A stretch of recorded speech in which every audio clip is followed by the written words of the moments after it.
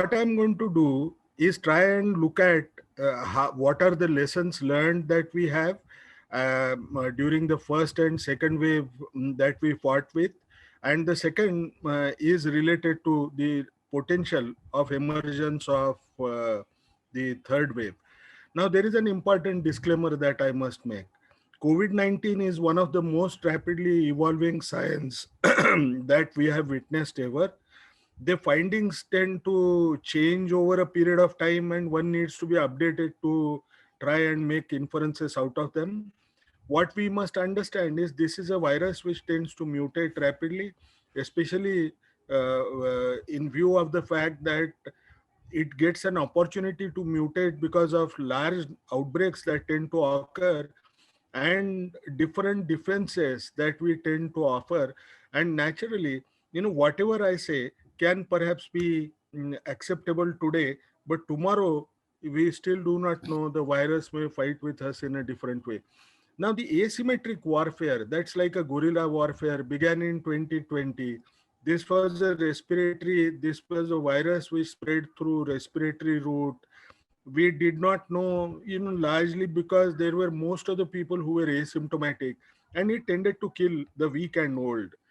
It had the basic drivers for this infection as population density, mobility, and intercountry travels, which led to the infection coming in India at that juncture. But how did we respond? We took the virus very seriously. Lockdown was applied very quickly because, if you actually look back, in no infection that emerged in India, whether it was pandemic or whichever infection that we talked of, within 2 weeks of report from China, every authority in the country was actually discussing how to handle this particular issue. Now, lockdown was started on 24th of March.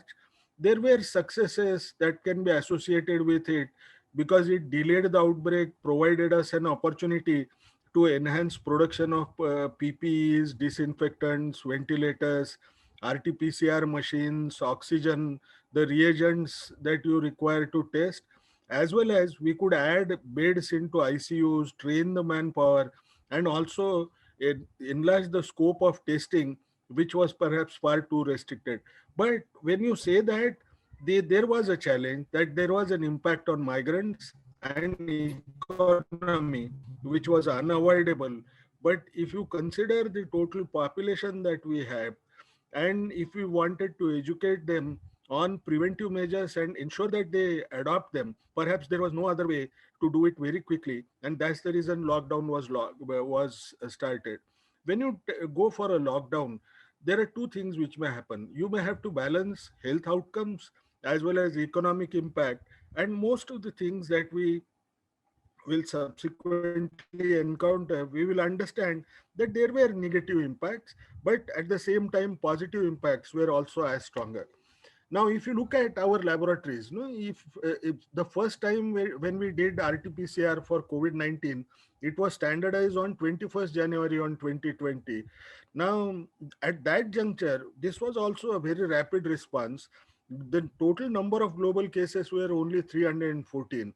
And on Jan 28th, we had conducted about 20 odd tests. The frequency was about 4 to 6 tests per day. But just look at the size of the population that we have. No, we had to think in terms of, we had to envision how we would offer this particular modality of testing to every Indian near their own households or in their own cities as such. Now, the first case that occurred was on 30th of January in India, in Kerala. At that time, the global number of cases was only about 8,000 odd, and only 82 of these cases were from 18 countries.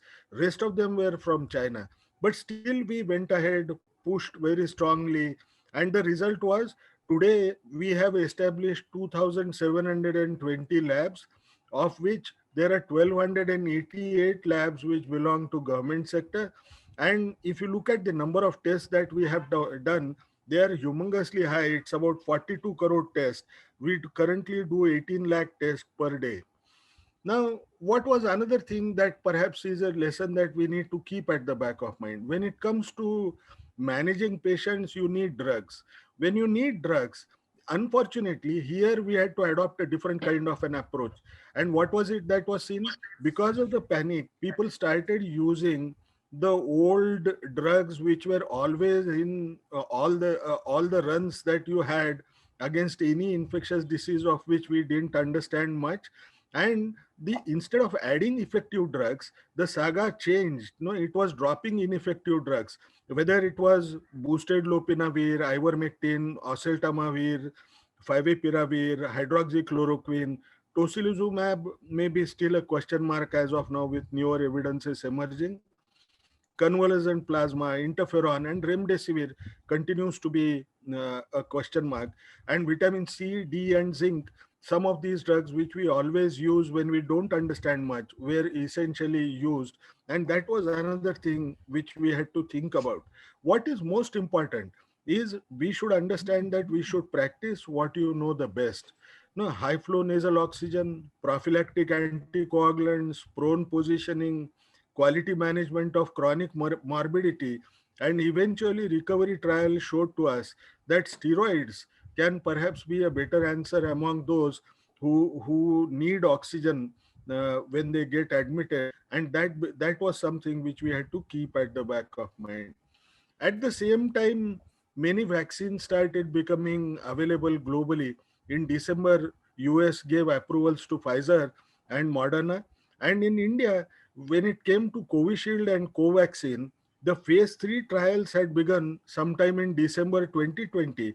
But given the pressure that was there to stop this outbreak, no, these vaccines were also approved on January 3rd, 2021.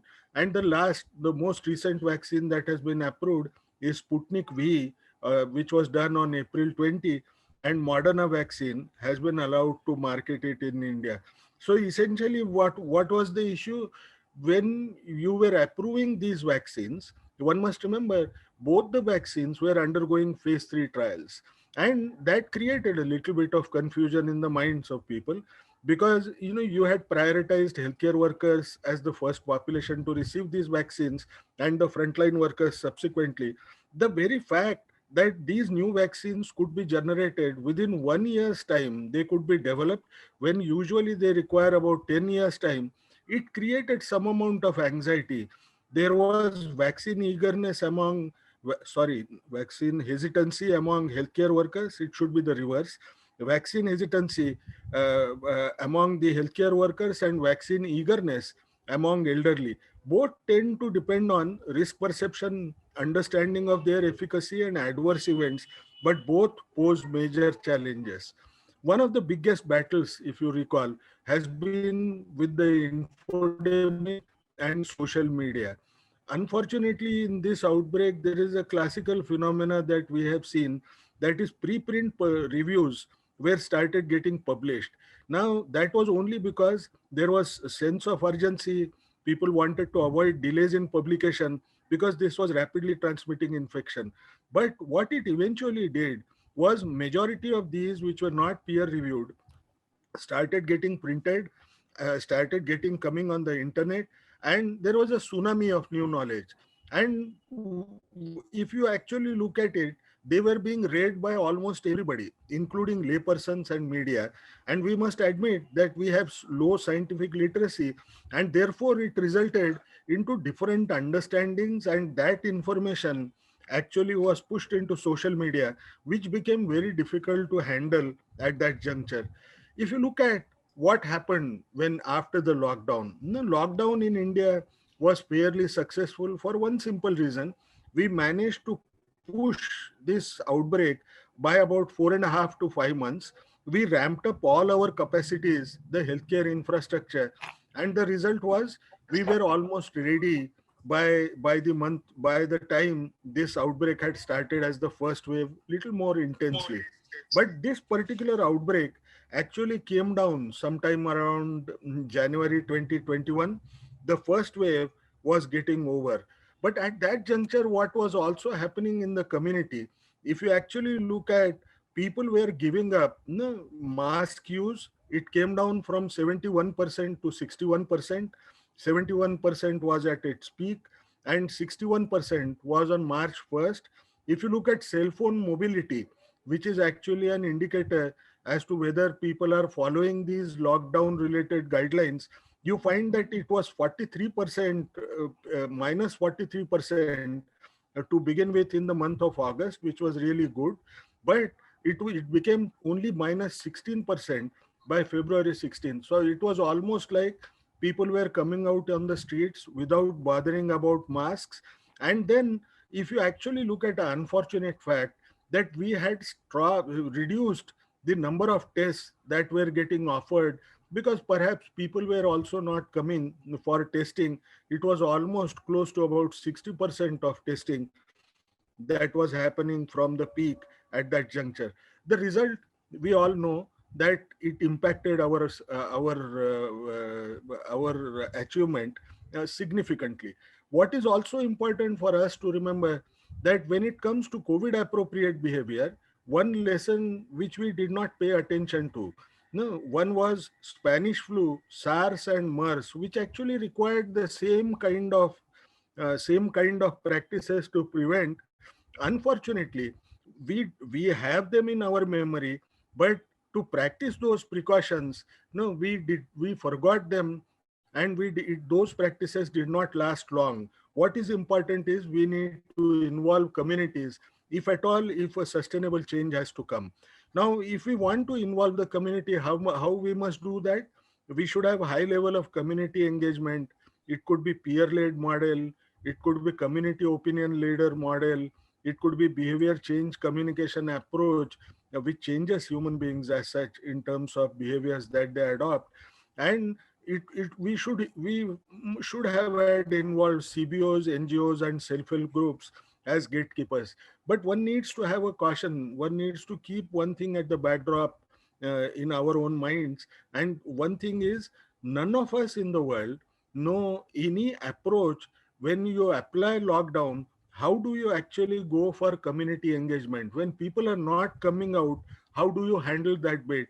The whole thing actually was used, the opportunity was used only through press briefing and the TV media to try sensitize people during lockdown.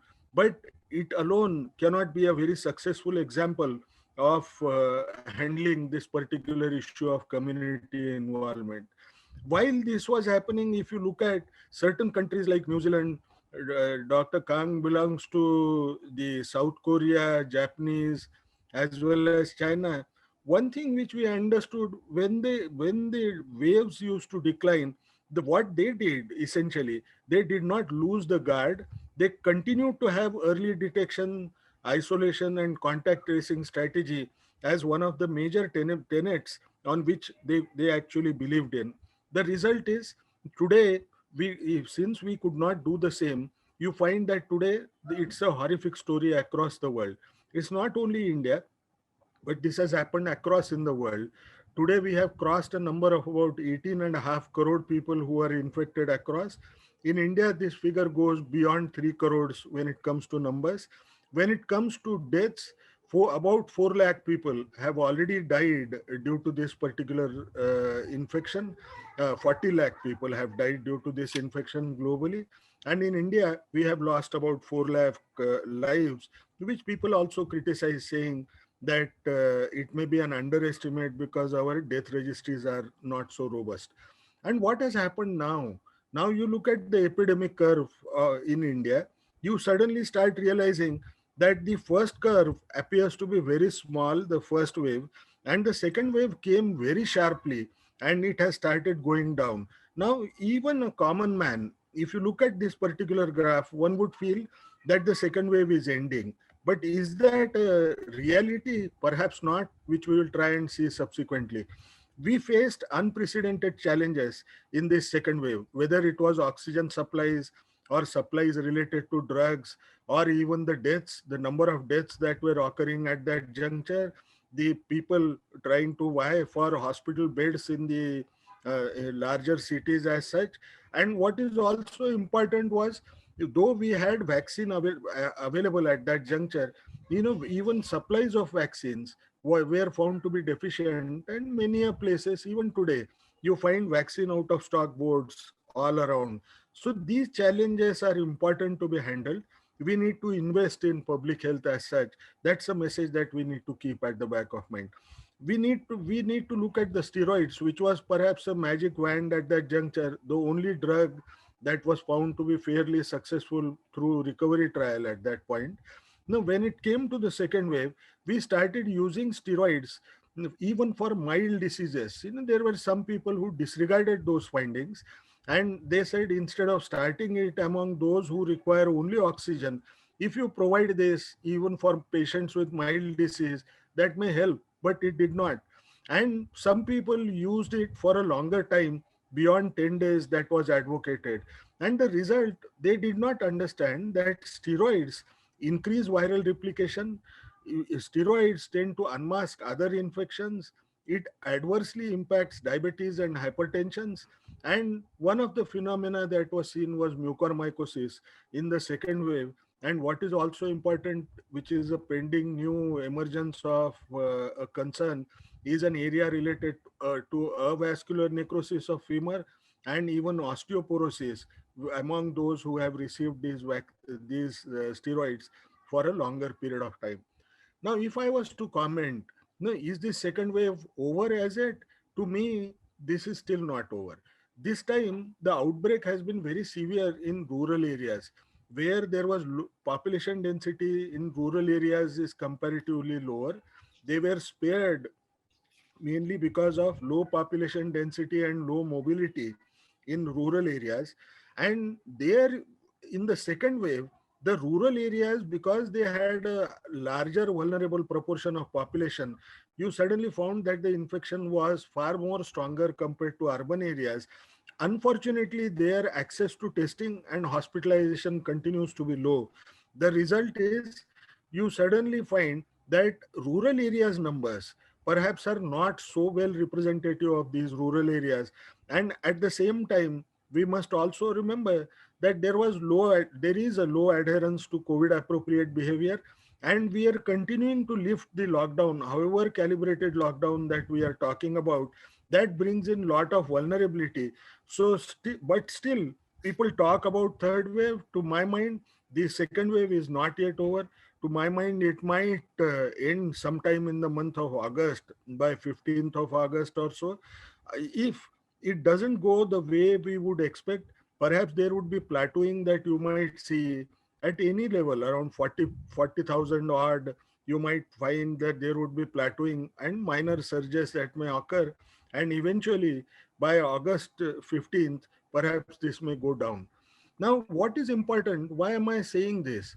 Now, if you look at similar numbers now you suddenly find that there is a small change between first and second wave and this second wave and potential third wave.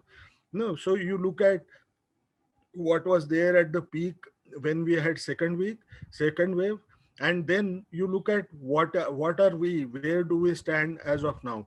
You look at number of tests done. That's the only redeeming feature. No, we continue to do large number of tests today. We learned from the past. But when it comes to mask use has dropped down to 73% from 81% at the peak in the second wave. When it comes to cell phone mobility is also becoming minus 41%, which essentially means that people are going out in larger proportions, and therefore they are creating vulnerability for this infection. When we think in terms of the issue of third wave, no, there are certain facts that we must remember.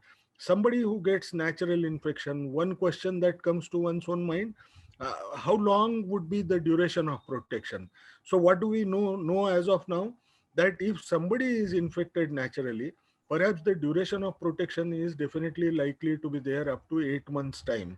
Now, second thing, which is also issue that we have to keep at the back of mind, if I provide vaccine, how long will this protection last? Now, what is the best evidence that has come so far?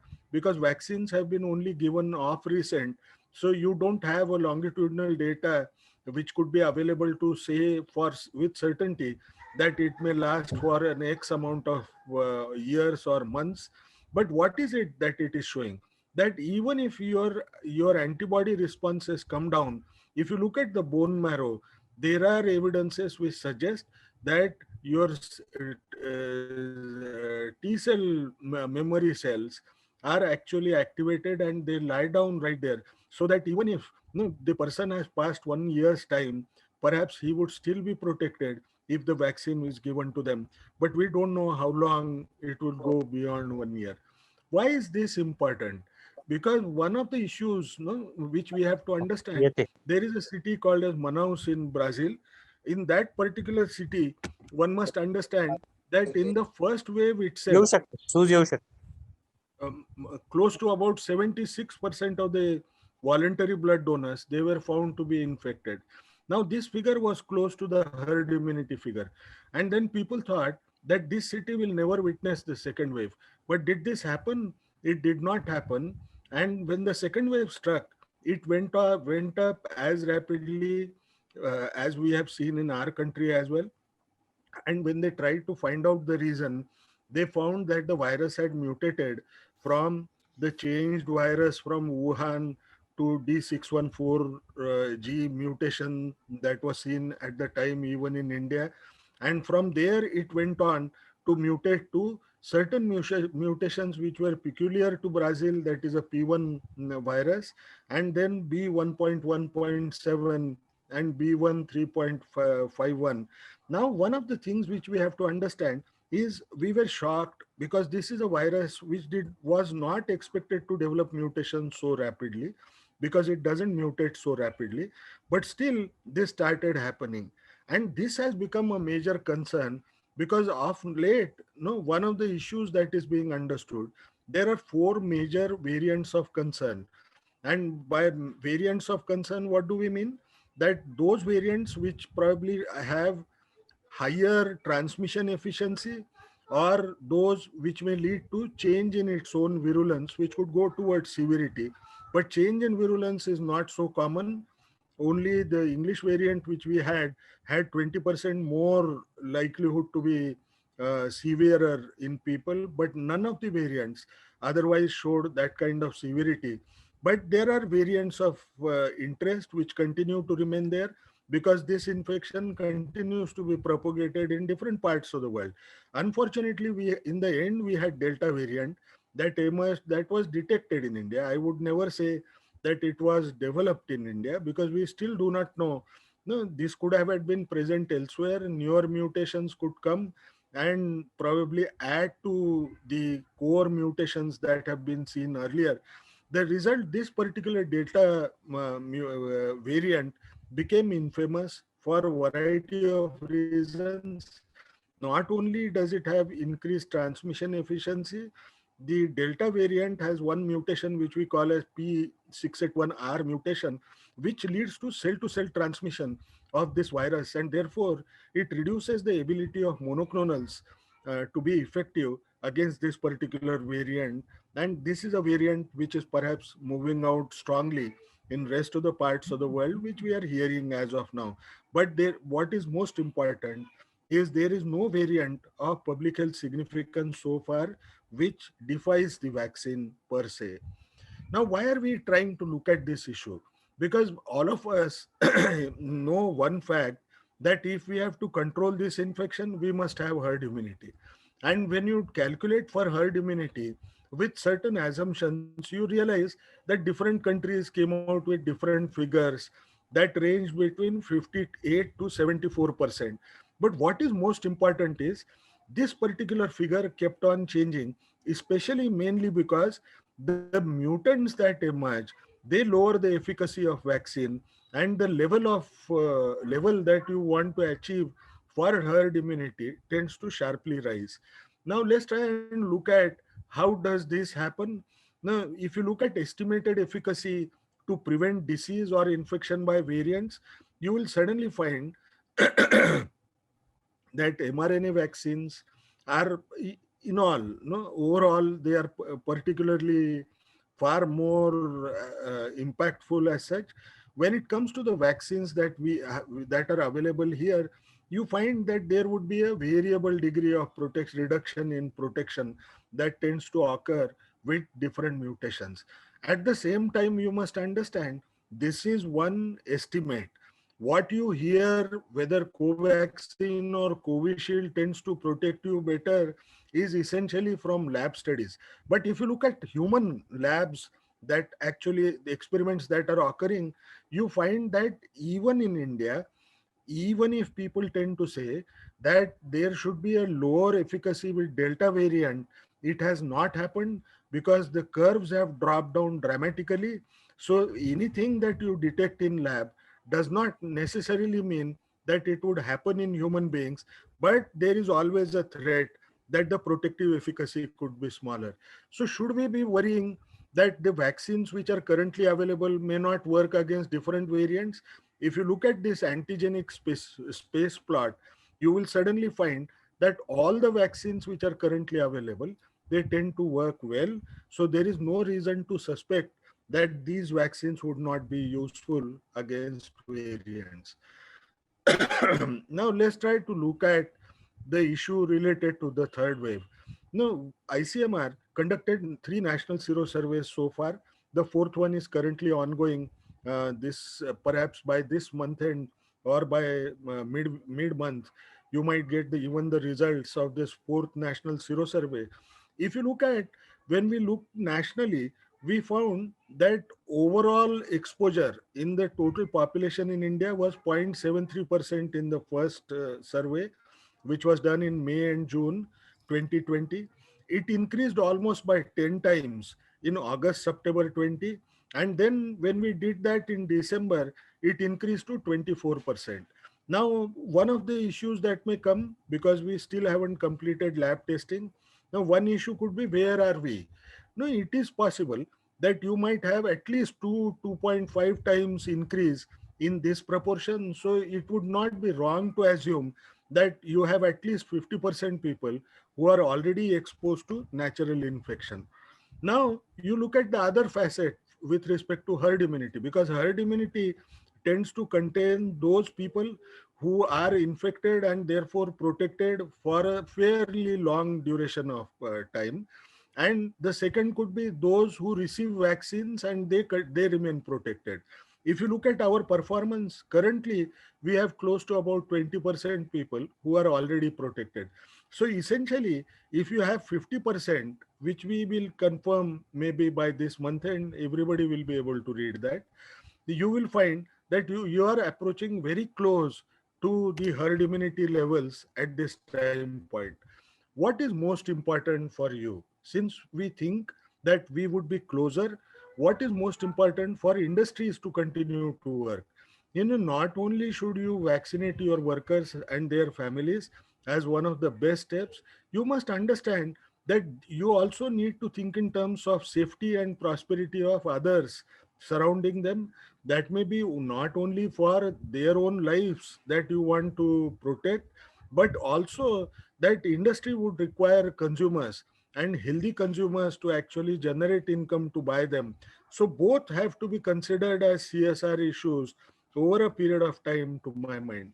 Now, if suddenly we decide that all the dosages tend to become available, and if we start giving these dosages in the population, would, because majority of these dosages are coming from Covishield, if you look at the protective efficacy, even after receiving one single dose, no, how much is the protective efficacy? It comes to close to about 69%. Now, which essentially mean that even if I go for a rapid rollout, I would be in a better position to ensure that the third wave will not occur. Now, when we say, we look at the large population size we have, and then we worry, can we, given the fact that let's assume by July end, you start getting vaccines in adequate dosages, will we be able to roll it out so rapidly? Yes, you would be, because you look at this graph, how China performed. Within 1.5 months' time, China provided vaccines to more than 80 crore people. Now, can we not do it? We have a stronger healthcare infrastructure.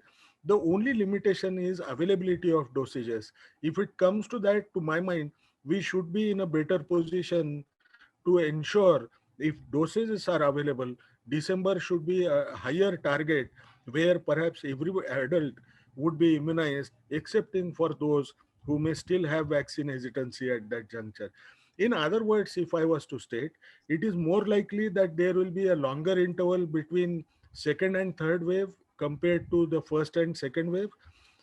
Additionally, if the third wave actually occurs, no, in that case, it was likely to be very small and may only cause perhaps localized outbreaks like they occur, and the way Singapore has also positioned that they no longer give the primacy to this particular infection, but they would treat it as any other infection that is occurring in the community.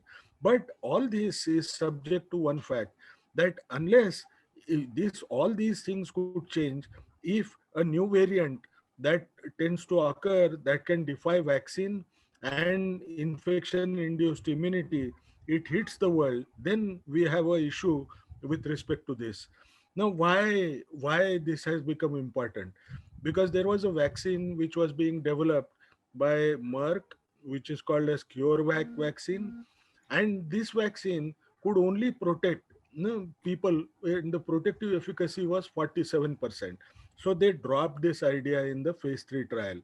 And when they looked at why their vaccine has failed when others have not, one thing which they realized is majority of the participants who had infection there, or the background infection that was also occurring, they were from the variants. So this has different connotations. No, one thing is vaccines would continue to remain protective over the strains over which it has been developed, or some additional strains. Perhaps if this doesn't remain as an important issue, we also need to have one regulatory implication, that any vaccine that has been developed outside, when you do bridging trials, perhaps we will have to even think in terms of upgrading them to phase 3 trials to some extent, because you would like to know whether it works against the variants that are present in the country as such. So essentially, third wave, to my mind, will remain as a question mark. In conclusion, if we were to think about it, the transmission dynamics of COVID-19, they favor eventual endemicity. You will cover the population with vaccines. The vaccines will only protect you against severe COVID disease or death. We still don't have a second generation vaccine which can be completely effective and prevent the occurrence of infection per se. So what might happen if second generation vaccine doesn't come?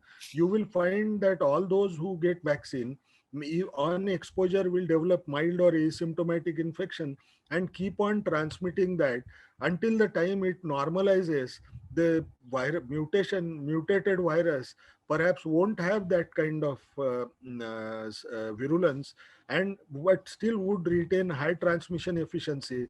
So eventually it will go towards endemicity in next couple of years time. However, new norms of COVID appropriate behavior, though the third wave may not happen, will have to continue for quite some time. Involving workers in the entire cascade of prevention and access to treatment would be vital. The industries are more likely to become mechanized in order to avoid these issues per se. There would be an emergence of new economic order in a modified, contracted global economy. I think with this, I will stop here.